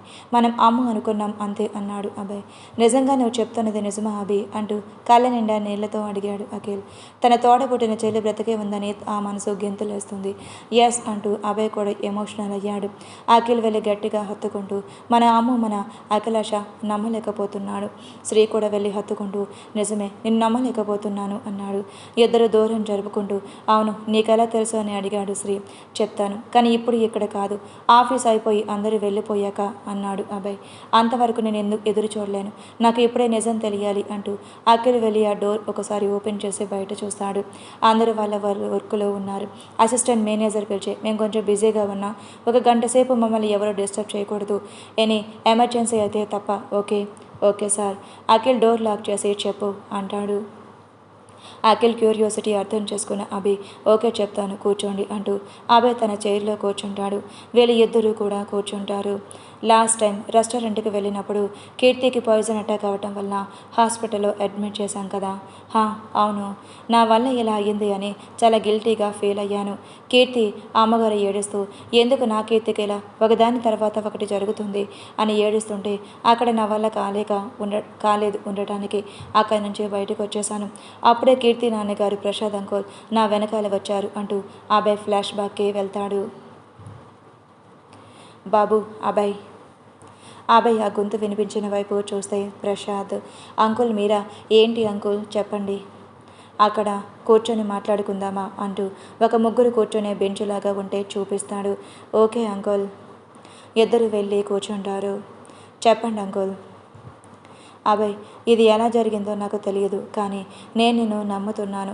కీర్తి అంటే నీకు చాలా ఇష్టమనే అనుకుంటున్నాను. అంకుల్ మీరు కంగారు పడకండి, కీర్తికి ఏమీ కాదు, నేను ఏమీ అవ్వనివ్వను. ప్రసాద్ ఆ మాటలకు చాలా ఇంప్రెస్ అవుతాడు. సంతోషం బాబు, నా కూతురు ఇద్దరు ఏదో జన్మలో ఏదో అదృష్టం బలంగా చేసుకొని ఉండి ఉంటారు. బంగారం లాంటి భర్తలు దొరికారు వాళ్ళకి. మేఘాని కూడా సంతోషాలు బాగా చూసుకుంటున్నాడు. అలా అని వాళ్ళది ప్రేమ పెళ్ళి కూడా కాదు. నేను చూసిన అబ్బాయి సంతోష్కి ఏమైనా అయ్యుంటే మేఘ ఈ జన్మలో కోలుకొని మామూలుగా ఉండేది కాదు. మేఘ అంటే కీర్తికి చాలా ఇష్టం. నిజంగా చెప్తున్నా, తన సొంత చెల్లెలు ఉంటే కూడా మేఘాని ఎంత ఇష్టపడి ఉండేది కాదు. అభయ్ ఒక్కసారిగా ప్రసాద్ మాటలకు ఆశ్చర్యపోయాడు. అంకుల్ మీరు ఇప్పుడు ఏదో అన్నారు. నేనేదో మాటలు అనలేదు అభయ్. నీకు కీర్తి గురించి చెప్పాలి అనుకున్నా, కానీ నాకు ఎలా చెప్పాలో అర్థం కావడం లేదు. అంకుల్ ప్లీజ్, మీరు ఎలాంటి విషయమైనా నాతో ధైర్యంగా చెప్పవచ్చు. దాని కారణం చూపించి కీర్తి నిన్ను పెళ్లి చేసుకున్నానే భయం మీకు అవసరం లేదు. ఎందుకంటే కీర్తిని నా ప్రాణంగా ప్రేమిస్తున్నాను. ప్రసాద్ మనసులో అంతా ఇంత సంతోషం కాదు ఆ మాట అభయ్ నోట వినగానే. కాబట్టి మీరు కీర్తి గురించి ఏం చెప్పాలి అనుకుంటున్నారో అది చెప్పండి. నేను కీర్తి కాబోయే భర్తని, తనతో జీవితాంతం కలిసి సంతోషంగా ఉండాలి అనుకుంటున్నా. తన గురించి అన్ని విషయాలు నాకు తెలిస్తే ఇంకా మంచిది. అసలే నేను మిమ్మల్ని అడిగి తెలుసుకొని ఉండాలి కదా అంకుల్. I'm sorry. అయ్యో మీరెందుకు బాబు సారీ చెప్తున్నారు? అంకుల్ ప్లీజ్ మీరు అంటూ దూరం చేయకండి, నువ్వు అనే చెప్పవచ్చు. నేను ఇవ్వాల్సిన కనీస మర్యాద బాబు ఇది. మీరు మీ అమ్మాయిని అలాగే పిలుస్తారా? ఆహా అంటూ చిన్న చిరునవ్వుతో సరే కొంచెం సమయం పడుతుంది అభయ్కి వచ్చారు, అదే ముందు తీసుకొని వెళ్తుందిలేండి. ఇప్పుడు చెప్పండి అంకుల్, కీర్తి అంటూ అనుమానంగా చూస్తాడు. నీ అనుమానం నిజమే అభయ్, కీర్తి మా కన్న కూతురు కాదు. అభయ్ అలా షాక్లో ఉంటాడు. అవును బాబు అంటూ ప్రసాద్ భాగ్యాల రెండవ కూతురు చనిపోవడం, అదే రోజు కీర్తి దొరకటం, కీర్తి కండిషన్ గురించి డాక్టర్ చెప్పటం, చనిపోయిన తన కూతురు స్థానంలో ఆ దేవుడే ఇంకో కూతురుని పంపాడు అనుకుని నా కన్న కూతురు పేరే కీర్తి అని పెట్టి అలాగే పెంచుకున్నాం అంటూ జరిగిందంతా చెప్తాడు ప్రసాద్. అంతా వింటున్న అబ్బాయికి ఒక్కసారిగా మైండ్ బ్లాంక్ అయ్యింది. కీర్తి వెనకాల ఇంత నెగిటివ్ ఫ్లాష్ బ్యాక్ ఉంటుంది అని ఎక్స్పెక్ట్ కూడా చేయలేదు. ఈ నిజం నాకు నా భార్య మేఘాకి మాత్రమే తెలుసు అబ్బాయి. మీ ఇంట్లో వాళ్ళకి వచ్చి కీర్తిని కోడలుగా చేసుకోవాలి అనుకుంటున్నాం అని చెప్పినప్పుడే నేను మీకు ఈ విషయం చెప్పాలి అనుకున్నాను. ఒకవేళ నువ్వు కాకుండా వేరే అబ్బాయి ఎవరైనా కీర్తి జీవితంలోకి వచ్చుంటే చెప్పడానికి కొంచెం సంకోచించుంటాను. ఎందుకంటే నీకు తెలియంది ఏమీ లేదు. కులాలు మతాలు అంటూ ఇంకా భేదాలు భావాలు చూస్తున్న ఈ రోజులు పోలేదు. భాగ్యకు నేను ఇలా చెప్పాలి అనుకుంటున్నా అని చెప్పగానే వద్దు వద్దు అంటే కోపం తెచ్చుకుంది. మీరింకా కీర్తి మన కూతురు కాదని అంటే ఊరుకోను అంది. అంత ప్రేమ మాకు కీర్తి అంటే. అందుకే తెలీదు, మేఘ కంటే కీర్తి అంటేనే అంత ఇష్టం మాకు. మేఘకు ఆ విషయం తెలుసు, కానీ ఏ రోజు కీర్తి తన సొంత చెల్లెలు కాదు అని ఇంతవరకు అనలేదు. ఇంకా చెప్పాలంటే ఆ అక్క చెల్లెలు ఒకరి మీద ఒకరు ప్రాణమే పెట్టుకున్నారు. ఎమోషనల్ అవుతూ చెప్తున్నాడు ప్రసాద్. నిజమే అంకుల్, అసలు ఈ పెళ్ళి అంతా ప్రేమ వాళ్ళ ఇద్దరి మధ్యలో ఉంది కాబట్టి కీర్తి ఒప్పుకుంది. వాటే గ్రేట్ అని మనసులో అనుకుంటూ, మరి నాకెందుకు చెప్పారు అంకుల్? తెలీదు అబ్బాయి. ఎప్పుడైతే నువ్వు పెద్దలుడి ప్రాణాలు ఏమీ ఆశించకుండా కాపాడావో అప్పుడే నీ మంచితనం, నీ క్యారెక్టర్ నాకు చాలా నచ్చాయి. అందుకే నీ దగ్గర ఈ నిజం దాచాలి అనుకోలేదేమో. ఇంకో నమ్మకం కూడా, నువ్వు కీర్తిని చాలా ప్రాణంగా ప్రేమించావు అని నా మనసు చెప్తుంది. కాబట్టి మీ కుటుంబం నిజంగానే చాలా గ్రేట్ అంకుల్. మీ అంత గొప్ప వాళ్ళు ఇంట్లో కీర్తి పెరగటం నిజంగానే అదృష్టం చేసుకుని ఉండాలి. మేబీ అందుకే ఇలా జరిగి తన గతం మర్చిపోయి ఉంటుంది. మీ కన్న కూతురు కాకపోయినా ఇంత మంచిగా పెంచి చదివించి మంచి సంస్కారం నేర్పించారు. ఇంకా చెప్పాలంటే మీ కుటుంబం కోసం కీర్తి ఎలాంటి పని చేయడానికైనా సిద్ధంగా ఉంటుంది. అలా ఉంది అంటే దానికి కారణం మీ అందరి మీద ఉన్న ప్రేమ మాత్రమే. ఎందుకంటే తనకు తెలియదు ఇలా తన జీవితంలో ఇంకా నిజం ఉంది అనే సంగతి. ఇంకా తెలిసిందంటే మీ మీద ఇంకా ఎక్కువ ప్రేమ గౌరవం పెరుగుతుంది. వద్దు బాబు, కీర్తికి ఈ జన్మలో ఈ విషయం గురించి తెలియకూడదు. ఒకవేళ తనకి గతం గుర్తుకు వస్తే ఎలా అని నువ్వు అడగవచ్చు. అలా జరిగి ఉంటే ఇన్ని సంవత్సరాల్లో ఏదో ఒక రోజైనా ఆ టాపిక్ వచ్చి ఉంటుంది, కానీ రాలేదు. సో ఇంకా కీర్తి తన గతం గుర్తుకు వస్తుంది అని మేము అనుకోవటం లేదు. రావటానికైనా ఆ గతం తాలూకా ఏంటో కూడా మనకు తెలియదు కాబట్టి సమస్య రాదు. గుర్తుకు రాని గతం గురించి కీర్తి ఇబ్బంది పడటం కానీ, ఇన్ని రోజులు కన్న తల్లి తండ్రి అక్క దగ్గర పెరిగాను అనుకున్న తన సొంత వాళ్ళు నిజంగా తన వాళ్ళ కాదని తెలిస్తే ఆ గుండె తట్టుకోలేదు. డాక్టర్ కూడా అదే విషయాన్ని మాకు చెప్పారు. కీర్తికి గతం గుర్తురాదు, మీరు ఇప్పుడు నిజం చెప్పారు అంటే తన గతం గురించి ఆలోచించి ఎక్కువగా స్ట్రెస్ తీసుకుంటుంది. అలా తీసుకోకూడదు అని. డెఫినెట్గా అంకుల్, నాకు సంబంధించి కీర్తి మీ కూతురు, ఇది మా నలుగురు మధ్యలోనే ఉండనివ్వండి. మా ఇంట్లో తెలిసే సమస్య అవుతుంది అని కాదు. ఒకరి చెవిలో పడింది అంటే ఇంకో చెవికి ఈజీగా చేరుకుంటుంది. ఏదో ఒకరోజు ఆ విషయం కీర్తి చెవికి చేరుకుంటుంది. అందుకే ఎవరికి తెలియాల్సిన అవసరం లేదు. అండ్ నాకు కూడా మీరు చెప్పారు అనే సంగతి ఆంటీకి మేఘకి చెప్పాల్సిన అవసరం లేదు. మళ్ళీ అదొక ఫీలింగ్ వాళ్ళకి. అవునబ్బాయి, ఇక్కడ ఉన్నారు, మిమ్మల్ని ఎక్కడిని వెతికేది అంటూ వస్తుంది భాగ్య. ఏమైంది భాగ్య? ఇదిగోండి మందులు తీసుకుని రమ్మని చీటీ ఇచ్చారు, వెళ్ళి తీసుకుని రండి. సరే ఇలా ఇవ్వు ఆంటీ, ఇలా ఇవ్వండి అంటూ అబ్బాయి తీసుకుంటూ, నేను తీసుకుని వస్తాను, మీరు ఇద్దరూ వెళ్ళండి. అయ్యో నీకెందుకు బాబు, ఆయన దగ్గరికి ఇవ్వండి, తీసుకొని వస్తారు. ఏమంటే నేను తీసుకుని రాకూడదా? కీర్తి నా కాబోయే భార్యనే కదా, పర్వాలేదు, నేను వెళ్ళి తీసుకువస్తాను, మీరు రెస్ట్ తీసుకోండి అంటూ మెడిసిన్స్కి వెళ్తాడు. కీర్తి చాలా అదృష్టవంతురాలు కదండి అంటుంది భాగ్య. అవును. అలా ఆ రోజంతా హాస్పిటల్లో ఉన్న అభయ్కి కీర్తి గురించి ఆలోచిస్తూ ఉండటంతో ప్రసాద్ చెప్పిన మాటలు కూడా జ్ఞాపకం వస్తుంటాయి. అభయ్కి ఆ మాటలు ఒకటి స్ట్రైక్ అవుతుంది. కీర్తి ప్రసాద్కి దొరికిన వీధి గురించి. అభయ్ వాళ్ళ వీధి పేరు చెప్పాడు ప్రసాద్. కీర్తి అదే వీధిలో దొరికిందని చెప్పారు. అయితే మన వీధిలో ఉండే అమ్మాయినే కీర్తి, కానీ నాకు తెలిసి అలా ఒక అమ్మాయి కనిపించడం లేదు అనే మాటనే రాలేదు. మరి ఇంకా వేరే ఎవరైనా అమ్మాయి వచ్చి ఆ స్ట్రీట్లో కళ్ళు తిరిగి పడిపోయి ఉంటుందా? ఇన్ఫెక్షన్ వల్ల కలరైజ్ అయ్యిందని అఖిలాష. ఈ మాట సడన్గా అబ్బాయికి గుర్తుకు వచ్చింది. గుర్తుకు వచ్చిన వెంటనే ఆలోచించడం మొదలుపెట్టాడు. కీర్తి దొరకటం, అమ్మో చనిపోవటం అంతా ఒకరోజే. కానీ మా వీధిలో ఇంకో అమ్మాయి కనిపించకుండా పోవటం, అమ్మో పోలికలతో కీర్తి ఉండటం, కీర్తికి గతం గుర్తుకు లేకపోవటం, అమ్మకి ఇష్టమైన ఫుడ్ ఐటమ్స్ కీర్తికి ఇష్టం తినడం, ఇవన్నీ ఎలా మిస్ మ్యాచ్ అవుతాయి? ఒకవేళ గతం మర్చిపోయిన అమ్మోనే కీర్తినా? ఈ ప్రశ్న అభయ్ మండిలో రాగానే అప్పటికే సమయం అర్ధరాత్రి 2 గంటలు. ఆ సమయంలో అమ్మో చనిపోయి హాస్పిటల్ బాగా గుర్తుకు ఉంది, కానీ ట్రీట్మెంట్ చేసిన డాక్టర్ అభయ్కి గుర్తులేదు. అందువల్ల ముందు ఇంటికి వెళ్ళి అమ్మ జ్ఞాపకాలు, తన చివరి జ్ఞాపకమైన హాస్పిటల్ ఫైల్ కూడా అభయ్ దగ్గరే జాగ్రత్తగా పెట్టుకుని ఉంటాడు. అమ్మ జ్ఞాపకాలు ఇంకెవరు చూసి బాధపడకూడదు అని ఒక లాకర్లో పెట్టుకుని ఉన్నాడు. సో ఆ కీస్ ఎవరికి ఇవ్వకపోవటం వల్ల తానే వెళ్ళి ఆ ఫైల్లో ఉన్న డాక్టర్ పేరు అండ్ ఫైల్ని ఫొటోస్ తీసుకున్నాడు. అమ్మని కీర్తి అనే ఆలోచన మతిపోతున్న అభయ్ కార్ ఫాస్ట్గా డ్రైవ్ చేసుకుని 1 గంటకు హాస్పిటల్లో చేరుకున్నాడు. రిసెప్షన్లో వెళ్ళి ఆ డాక్టర్ గురించి ఎంక్వైరీ చేశాడు. లక్కీగా ఆ డాక్టర్ నైట్ డ్యూటీలో ఉన్నాడు. వెంటనే నేను డాక్టర్ని కలవాలి ప్లీజ్ సిస్టర్, సార్ డాక్టర్ ఒక ఇంపార్టెంట్ కేసు చేస్తున్నారు, ఒక అర్ధగంట పడుతుంది, ప్లీజ్ వెయిట్ చేయండి. ఇంకేం మాట్లాడకుండా వెళ్ళి కూర్చున్నాడు రిసెప్షన్లో. అర్ధగంట తర్వాత డాక్టర్ వచ్చేసారా, కాల్ చేస్తాను అని కాల్ చేసింది డాక్టర్ గదికి రిసెప్షనిస్ట్. సార్ వచ్చారంట, మీరు వెళ్ళండి. Okay, thank you. అభయ్ ఎంత తొందరగా వెళ్ళాడు అంటే అంత తొందరగా వెళ్ళాడు. బయట నర్స్, సార్ వెయిట్ చేయండి, లోపల పేషెంట్ తరపున వాళ్ళతో మాట్లాడుతూ ఉన్నారు. హామ్ అంటూ అటు ఇటు తిరుగుతున్నాడు అభయ్ టెన్షన్తో. ఒక 5 నిమిషాల్లో వాళ్ళు బయటకు వస్తారు. లోపలికి వెళ్ళిన నర్స్, సార్ మిమ్మల్ని కలవడానికి ఎవరు వచ్చారు, అర్జెంట్ అంటున్నారు. 1/2 అవర్గా వెయిట్ చేస్తున్నాడు. ఎవరు, ఏం కావాలంట? మీతో మాట్లాడాలంట సార్. ఈ టైంలో ఏంటమ్మా మాట్లాడేది, సరే రమ్మని చెప్పు. అంత ఆవలిస్తూ ఉంటాడు డాక్టర్ నిద్రమత్తుతో. వెంటనే డోర్ తీసుకొని అభయ్ వస్తాడు. సార్ అంటూ. ఎవరయ్యా నువ్వు, ఇంత ఫాస్ట్గా వచ్చావు, రా వచ్చి కూర్చో, ఏం మాట్లాడాలి నాతో అన్నాడు. సార్ మీ నుంచి ఒక ఇన్ఫర్మేషన్ కావాలి, ఈ టైంలో వచ్చి ఇలాంటి క్వశ్చన్లు అడుగుతున్నందుకు ఐ ఆమ్ సారీ. చూస్తే డీసెంట్ జెంటిల్మెన్లా కనిపించడం వల్ల డాక్టర్ చిరాకు కొంచెం తగ్గించి, సరే ఏం ఇన్ఫర్మేషన్ కావాలి ఇది అంటూ ఫైల్ పిక్ చూపిస్తాడు అభయ్. డాక్టర్ కొంచెం ఆశ్చర్యపోతాడు. అఖిలాష, అవును నాకు గుర్తుంది, ఈ అమ్మాయి ఇన్ఫెక్షన్తో బాడీ మొత్తం కలర్ చేంజ్ అయ్యి చనిపోయింది. సార్ అది కాదు, ఈ అమ్మాయి చనిపోలేదు అని నాకు అనిపిస్తుంది. ఈ మధ్యన వీళ్ళ అన్నయ్య వాళ్ళు కూడా వచ్చి అడిగారు. పాపం నిజం చెప్దామని కానీ నాకు ఏమైనా సమస్య వస్తే వచ్చే సమస్య గురించి ఆలోచిస్తున్నాను. ఇక్కడ ఆల్రెడీ సమస్య మొదలైపోయింది. ఈరోజు అబద్ధం చెప్పినా చాలా తక్కువ రోజుల్లో మళ్ళీ వీళ్ళు నా దగ్గరికి ఖచ్చితంగా వస్తారు అని ఆలోచిస్తూ ఉన్న డాక్టర్, సార్. హా mister Abhay sir. Okay Abhay, ఈ మధ్యలో వీళ్ళు అన్నయ్య ఇంకో అతను కూడా వచ్చి ఇలాగే ఎంక్వైరీ చేశారు.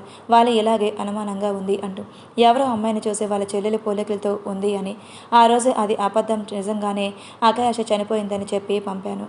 అండ్ మనిషిని పోలికల మనుషులు కూడా చాలా ఉంటాయి అని కూడా చెప్పాను సార్. కానీ మీరు ఈ ఫోటో చూడండి అని అభయ్ ఏదో చెప్పబోతూ ఉంటే, నేను చెప్పడం ఇంకా పూర్తిగా అవ్వలేదు అభయ్. Sorry sir. కానీ మీ అఖిలాష చనిపోలేదు. అభయ్ షాక్ అయ్యాడు ఆ మాటతో. అలా డాక్టర్నే చూస్తూ ఉండిపోయాడు. కళ్ళ నిండుగా నీళ్లు. అది బాధతో కాదు, సంతోషంలో వస్తున్న కన్నీళ్ళు. డాక్టర్, ఏం చెప్పారు మీరు ఇప్పుడు? నువ్వు విన్నది నేను చెప్పింది నిజమే.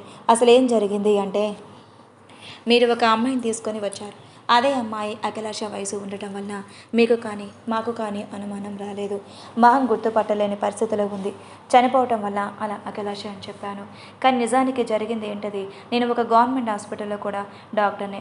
అక్కడికి వెళ్ళాక మీరు చూపించిన అఖిలాష అక్కడ అడ్మిట్ అయ్యింది అంటూ జరిగింది మొత్తం చెప్పాడు డాక్టర్. నాకు బాగా తెలిసిన వ్యక్తికి మీ అఖిలాష అని ఇచ్చాను. ఆ సమయంలో మాకు ఇంకొకటి తోచలేదు. ఇక్కడ అఖిలాష చనిపోయిందని ఒక డెత్ సర్టిఫికేట్ ఇచ్చేసి ఇంకో చోట ఆ అమ్మాయి బ్రతికి ఉండటం చూసి నాకేం చెయ్యాలో అర్థం కాక, ఇదే దేవుడు ఆడే ఆటలు అనుకుని, ఆ దేవుడు ఇలా జరిగేలా చేశాడు అనుకుని ఆ దారిలోనే వెళ్ళక తప్పలేదు. మీరు అర్థం చేసుకుంటారనే అనుకుంటున్నాను. అబ్బాయికి ఏం చెప్పాలో అర్థం కాక డాక్టర్ చెప్పిందంతా అలా వింటూ ఉన్నాడు. ఏడుపు వస్తుంది, కానీ ఎందుకో తెలియదు, ఏడవటం లేదు. ఇన్న రోజులు చనిపోయిందనుకున్న తన అమ్ము బ్రతికే ఉన్నందుకు సంతోషించాలో, తను ఉన్నా లేనట్టు ఇన్ని సంవత్సరాలు బ్రతికినందుకు చింతించాలో.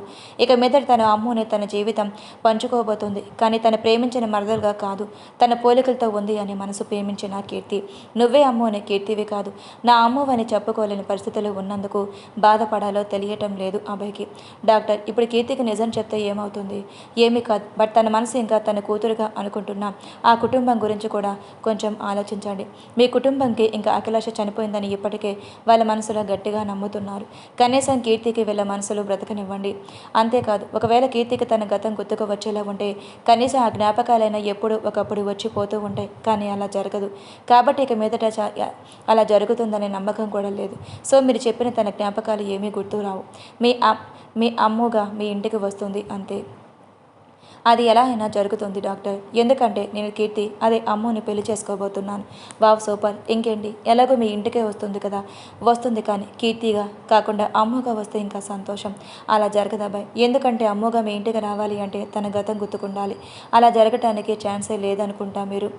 అవును, ఓకే ఆల్రెడీ నాకు తెలుసు కదా, పర్వాలేదు తనకి తెలియకపోయినా. కీర్తిగాని మా ఇంట్లోకి అడుగు పెట్టని. That's good decision. Thank you doctor. నిజం ఇప్పటికైనా చెప్పినందుకు. It's okay doctor. కీర్తి ఇంట్లో కూడా ఇది తెలియాల్సిన అవసరం లేదు. ఎలా ఉన్నారో ఇప్పుడు అలాగే ఉండనివ్వండి. మీరు చెప్పినట్లు ఆ దేవుడు ఎలా ఆడిస్తాడో అలాగే ఆడదాం. ఆ దేవుడి మీద నాకు ఇప్పుడు నమ్మకం వస్తుంది. ఎలా అయితే మా నుంచి అమ్ముని దూరం చేశాడో అలాగే దగ్గర చేశాడు. కీర్తిని అమ్ము అని కూడా తెలిసేలా చేస్తాడేమో చూద్దాం. హా, oh bye doctor, bye, take care. Present నిజంగానే నమ్మలేకపోతున్నాం అభి. నా పరిస్థితి ఏంటో మీరే చెప్పండి. ఎలా ఇదంతా జరిగిందో కదా. హా, జరిగి కొన్ని సంవత్సరాలు అవుతుంది. మన కీర్తి గతం గుర్తుకు వచ్చేలా ఏదో ఒకటి చేద్దాం అభి. చెయ్యొచ్చు, కానీ దానివల్ల ఏంటి లాభం? మన కుటుంబం వాళ్ళు సంతోషంగా ఉంటారు అభి. కీర్తి కుటుంబం కీర్తి ఉండరు. అదేంటభి? మీరు చూస్తున్నారుగా తన అక్క భర్త కోసం ఎంత పెద్ద సాక్రిఫైస్ చేసిందో. అప్పుడే అర్థం చేసుకోవాలి కీర్తికి తన కుటుంబం మీద ఎంత ప్రేమ ఉందో. అంత ప్రేమ చూపేసిందో అంటే వాళ్ళు ఎంతగా ప్రేమించి ఉండాలి అఖిల్. మనం మన అమ్మాయి కాబట్టి ప్రేమ చూపించాం, కానీ వాళ్ళకి తెలుసు కీర్తి కన్న కూతురు కాదు అని. అయినా అంత ప్రేమ చూసుకున్నారు. అలాంటి పరిస్థితుల్లో అమ్ము ఇంకెవరిదైనా దొరికి ఉంటే ఏం చేస్తుంటారో కూడా మనకు తెలియదు. మళ్ళీ మన దగ్గరికి తిరిగేలా వచ్చుంటుందా? దొరకకూడని వాళ్ళకి దొరుకుంటే మన అమ్ముని ఎలా చూడాల్సిన పరిస్థితి అంటూ ఉండగా, నో అభి, వద్దు, చెప్పొద్దు ప్లీజ్ అంటాడు అఖిల్. ఆ ఆలోచన కూడా మనం తట్టుకోలేకపోతున్నాం. అలాంటిది మన అమ్ముని ఎంత అపురూపంగా పెంచారు. ఎంత మంచి అలవాట్లు, పద్ధతి, ధైర్యం, ఎమోషన్స్ మన దగ్గర ఉంటే ఎలా పెరుగుతుందో. కానీ ఆ ఇంట్లో చాలా బాగా పెరిగింది, పెంచారు. అలాంటి వాళ్ళకి మనం సంతోషం ఇవ్వకపోయినా పర్వాలేదు, కానీ మన వల్ల వాళ్ళకి కష్టపడకూడదు. అవునభి, నువ్వు చెప్పింది నిజమే. ఆ డాక్టర్ ఆ నిజం అప్పుడే చెప్పుంటే డాడ్ ఖచ్చితంగా ఈరోజు మన మధ్యలో ఉండేవాడు అంటూ బాధపడ్డాడు అఖిల్. అఖిల్ ప్లీజ్ అంటూ గట్టిగా హత్తుకొని, ఎవరు మనతో ఉండాలో ఉండకూడదు ఆ దేవుడి నిర్ణయం. ఇందులో మనం ఎవరిని నిందించకూడదు. కానీ నీ బాధ నేను వద్దని చెప్పలేను. ప్లీజ్ కంట్రోల్ యువర్ సెల్ఫ్ అంటూ ఓదార్చాడు అభయ్. అవును అఖిల్ అంటూ శ్రీ కూడా వచ్చి హత్తుకున్నాడు. కొంచెం సమయం తర్వాత, అబ్బా ఊపిరి అనటం లేదురా అంటూ అఖిల్ నార్మలే కామెడీ చేశాడు. రేయ్ అంటూ ఇద్దరు అఖిల్ వైపు చూస్తూ నవ్వేశారు. అఖిల్ కూడా కళ్ళ నీళ్లను తుడుచుకుంటూ నవ్వేశాడు. ఈరోజు కీర్తితో కాదు కదా మన అమ్ముకి మంచి పార్టీ చేసుకోవాలి అన్నాడు అఖిల్. ఇప్పుడు అవేమీ వద్దురా ప్లీజ్ అన్నాడు అభయ్. నోను అభయ్, ఈ సంతోషాన్ని ఖచ్చితంగా సెలబ్రేట్ చేసుకోవాల్సిందే. అవును, కానీ ఏమని చెప్పి? ఏదో ఒకటి చిన్న పార్టీ అని చెప్తాంలే. అక్షయ్ని కూడా పిలుద్దాం. అవునవును, అమ్మ ఒకటితో ఎలా ఉంటుంది, తన ఫ్రెండ్ని కూడా పిలుద్దాం అన్నాడు అఖిల్. మంచి ప్లాన్ వేసావురా అన్నాడు శ్రీ. ఒక్క నిమిషం, నువ్వు వెళ్ళి డోర్ ఓపెన్ చేయి, నేను కీర్తిని రమ్మని చెప్తాను. కీర్తి కాదురా అమ్ము, అలాగే పిలుద్దాం. రేయ్ అంత పని చేయకు, ప్రస్తుతం కీర్తి అనే పిలుద్దాం. ఏమంటావు అభి? అన్నాడు ఏదో ఆలోచిస్తూ. ఓకే అంటూ డోర్ లాక్ ఓపెన్ చేస్తాడు అఖిల్. కీర్తి ఛాంబర్కి కాల్ చేస్తాడు శ్రీ. Hello sir. కీర్తి, ఒక్క నిమిషం అభి ఛాంబర్కి రా. Okay sir. వస్తుంది. 2 నిమిషాల్లో కీర్తి వస్తుంది. May I come in sir. రా కీర్తి. అభి తన చైర్లో కూర్చొని ఉంటాడు. వీళ్ళు ఇద్దరు ఎదురుగా కూర్చొని ఉంటారు. అదేంటియా? సారీ కీర్తి, నువ్వు పర్మిషన్ అడిగి వస్తున్నావు, నేరుగా వచ్చే హక్కు నీకుంది అంటూ ఎన్నో సంవత్సరాలు తన సొంత చెల్లిగా ప్రేమగా చూస్తూ ఉన్నాడు అఖిల్. హక్కుల గురించి మాట్లాడడం ఎందుకులేండి సార్, విషయం ఏంటి అంటుంది నవ్వుతూనే. తోటలు గుచ్చుతుంది అందరి గుండెలకు. అభయ్ ఆ మాటలకు ఒక లుక్ ఇస్తాడు. ఆ చూపుల్లోనే కోపం కీర్తికి బాగా అర్థమవుతుంది. చూపులు దించటం లేదు, కీర్తి కూడా చూడటం ఆపలేదు. ఎందుకంటే ఇంతవరకు అభయ్ని అలా చూడలేదు. కొత్తగా కనిపిస్తున్నాడు. ఇద్దరు చూపులకి అడ్డుగా శ్రీ నిలబడి, కీర్తి నువ్వు ఈవినింగ్ ఖాళీగా ఉంటావా? ఇంటికి వెళ్ళి చూడాలి సార్, పని ఏమైనా ఉందా లేదో ఫ్రీ అని. ఓకే, ఇప్పుడు ఫోన్ చేసి కనుక్కోగలవా? ఏమైంది సార్, ఏమైనా ఎమర్జెన్సీయా? అదేం లేదు, జస్ట్ ఈరోజు ఒక చిన్న పార్టీ ఉంది, నువ్వు మీ ఫ్రెండ్స్ ఖాళీగా ఉంటే అంటూ ఉండగా, అయ్యో పార్టీలు అవి ఏం అలాంటివి నాకు పెద్దగా నచ్చదు సార్, ప్లీజ్ ఏమనుకోకండి. కీర్తి ప్లీజ్ రావచ్చుగా, ఎంత సంతోషంగా ఉన్నామో మాకే తెలియదు, పిచ్చి పట్టేలా ఉంది సంతోషంలో, అందుకే పార్టీ అన్నాడు అఖిల్. మీరు సంతోషంగా ఉంటే మీరే ఎంజాయ్ చేయండి సార్, అందుకు నేను శ్రీజ ఎందుకు అంటూ ఏదో తేడా పెట్టింది మొహం. రేయ్ మీరు కొంచెం బయటకు వెళ్తారా, నేను మాట్లాడాలి అన్నాడు అభయ్.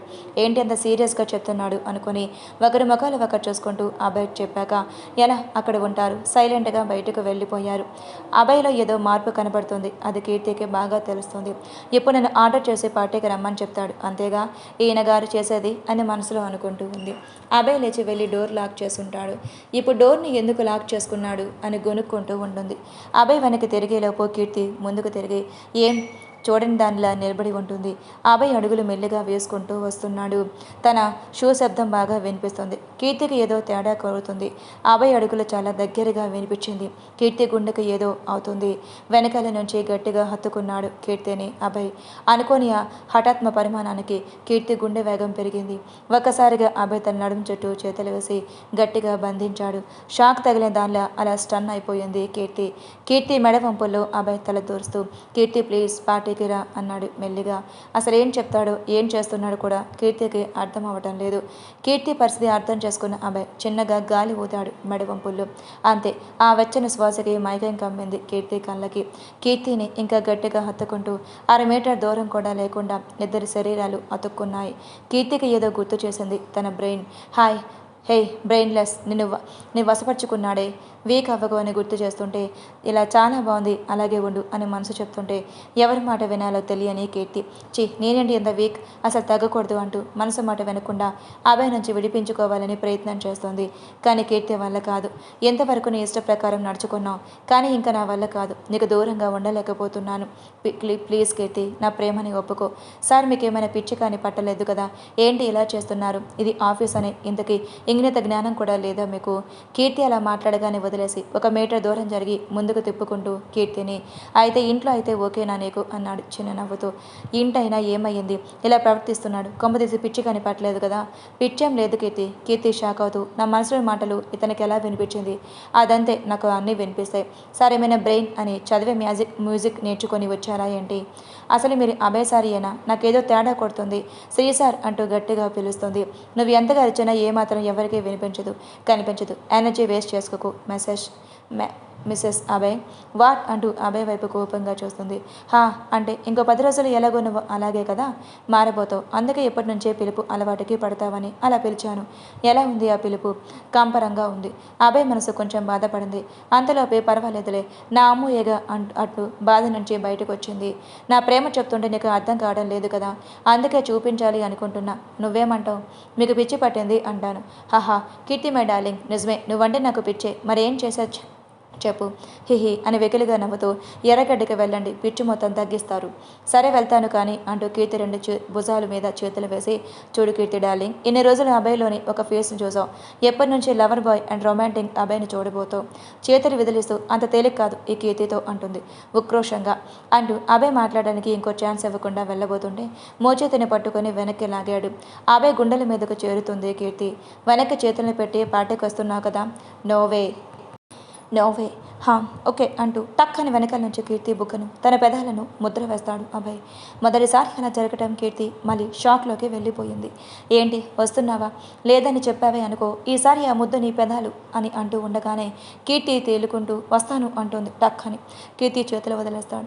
వెనక్కి చూడకుండా వెళ్తుంటే భయంతో, పార్టీకి రావాలి లేదా నేనే మీ ఇంటికి వస్తాను అంటాడు. కీర్తి ఒక లుక్కిచ్చి డోర్ ఓపెన్ చేసి మళ్ళీ క్లోజ్ చేసి వెళ్ళిపోతుంది తన ఛాంబర్కి. కీర్తి వెళ్ళగానే నవ్వుకుంటూ, I love you Keerthi alias అమ్మో, నాలోని ఈ కొత్త మార్పు నీలో మార్పు తీసుకొని వస్తుంది అని అనుకుంటూ తన చైల్డ్లోకి వెనక్కి వాలిపోతూ కీర్తితో చేసిన అల్లరి పనులు గుర్తు చేసుకుంటూ తనలో తానే నవ్వుకుంటూ ఉన్నాడు. అబ్బాయి చేసిన పని కీర్తికి ఎలా ఫీల్ అవ్వాలో తెలియక కోపం, ఉద్రేషం, ఆవేశం కళ్ళల్లో నుంచి నీళ్లు వస్తుంది. ఏంటి ఇలా ప్రవర్తించారు? నిజంగానే తన ప్రేమ చూపిస్తున్నాడా లేదా నన్ను లొంగ తీసుకోవడానికి ప్రయత్నం చేస్తున్నాడా? ఎక్కువగా ఆలోచించకే చిట్టి మనసా అంటూ కీర్తి కళ్ళు తుడుచుకుంటుంది. తనకు తెలియకుండానే చిరునవ్వు అలా పలకరించి ఇలా వెళ్తుంది. సాయంత్రం 5 గంటలకు కీర్తి ఏదో సీరియస్గా పని చేసుకుంటూ ఉంది. శ్రీ, అఖిల్ తన ఛాంబర్కి వస్తారు. హాయ్ కీర్తి. వాళ్ళని చూడగానే లేచి నిలబడుతూ గుడ్ ఈవినింగ్ సార్ అని అంటుంది. ఫార్మాలిటీస్ దయచేసి వదిలేస్తావా ప్లీజ్ అన్నాడు అఖిల్. ఎంతైనా సడన్గా మారాలంటే కుదరదు కదా సార్. నువ్వు ఎవరిని ఎలాగైనా పిలుచుకో, I don't want that, but నన్ను మాత్రం అన్న అనే పిలవాలి. ఎందుకు ఇంత ఎమోషనల్ అవుతున్నారు ఈ అఖిల్ సార్ అని మనసులో అనుకుంటూ ఆలోచిస్తూ ఉండగా శ్రీ ఒక లుక్ ఇస్తాడు అఖిల్కి. పోరా తెలిసి కూడా తన దగ్గర సార్ సార్ అంటూ పిలిపించుకోవడం నా వల్ల కావటం లేదు. తన నోటిన అన్న అని పిలిపించుకోవాలని ఉంది అని మెల్లిగా శ్రీ చెవులో ఊదుతాడు. ఎంతైనా సొంత రక్తం, ఆ మాత్రం ఫీలింగ్ ఉంటుందిలే అనుకుని చిన్న నవ్వు నవ్వాడు శ్రీ. అఖిల్కి కొంచెం ధైర్యం వచ్చింది. కీర్తిని డిమాండ్ చేసి ఆయన అన్న అని పిలిపించుకోవాలి అనుకున్నాడు. ఏంటి కీర్తి, అన్న అని పిలుస్తావు కదా అంటూ చైర్లో కూర్చున్నాడు. ట్రై చేస్తాను సా అంటూ ఉండగా, సార్ కాదు అన్న, అంతే అలా పిలుస్తావనే పలుకుతా అంటూ మూతి అటుపక్క తిప్పుకుంటాడు. వాడంతే వినడు. కీర్తి, నువ్వు అన్నయ్యనే పిలువు అంటూ శ్రీ కూడా కూర్చుంటూ కూర్చో అని చెప్తాడు.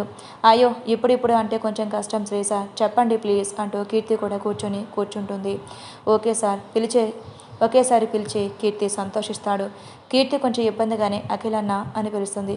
ఆ పిలుపు విన్న అఖిల్కి చిన్నప్పటి అమ్మ పిలుపు గుర్తుకు వస్తుంది. ఒక్కసారి కళ్ళల్లో నీళ్లు గుర్రమని తిరిగాయి. మొహం తిప్పుకొని కళ్ళు తుడుచుకుంటూ ఉంటాడు. శ్రీకి అర్థమవుతుంది అఖిల్ బాధ. భుజం మీద చెయ్యి వేస్తూ పిలిచాడు. థ్యాంక్ యూ కీర్తి అన్నాడు కళ్ళు పూర్తిగా తుడుచుకుంటూ. కీర్తి ఇంకేం మాట్లాడదు. ఎందుకు మీరు అంటూ ఉండగా, పార్టీ గురించి ఏమి ఆలోచించావని అడుగుదామని వచ్చాం. ఏం ఆలోచించావు కీర్తి అని అడిగాడు శ్రీ.